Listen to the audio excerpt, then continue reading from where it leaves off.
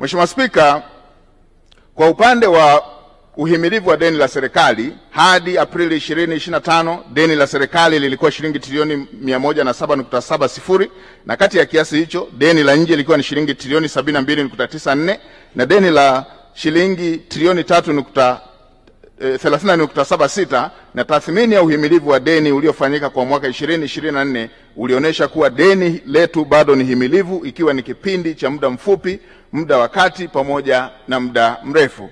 Katika tathmini hiyo, Mheshimiwa Spika, viashiria vinaonyesha kuwa kwa mwaka 2024-2025 tathmini ya sasa ya deni la serikali kwa pato la taifa ni 40.3 ikilinganishwa na ukomo ambao ni 55.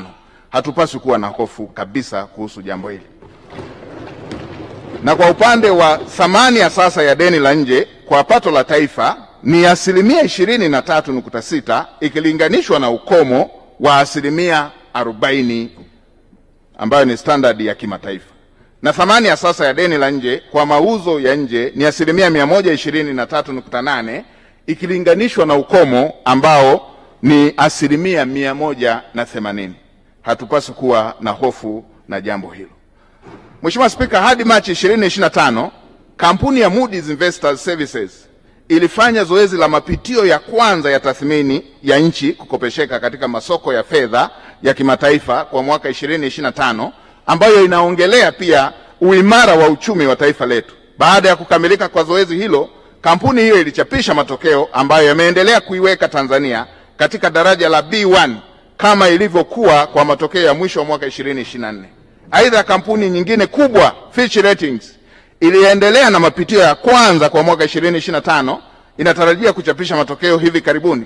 Kampuni hiyo ilichapisha matokeo ya mapitio ya mwisho wa Disemba 2024 ambapo iliipatia Tanzania katika daraja la B+.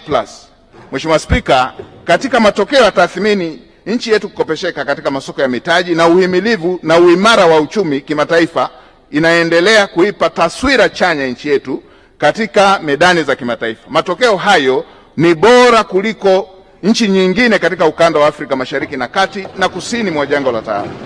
Pamoja na mambo mengine ambayo yamechangia jitihada za serikali inayoongozwa na Dr. Samia Suluhu Hassan, Rais wa Jamhuri ya Muungano wa Tanzania, ni katika kuweka mazingira wezeshi ya uwekezaji wa sekta binafsi, kukuza uchumi, kusimamia kwa makini deni la serikali na kuimarisha ushirikiano wa kimataifa, yani diplomasia ya uchumi.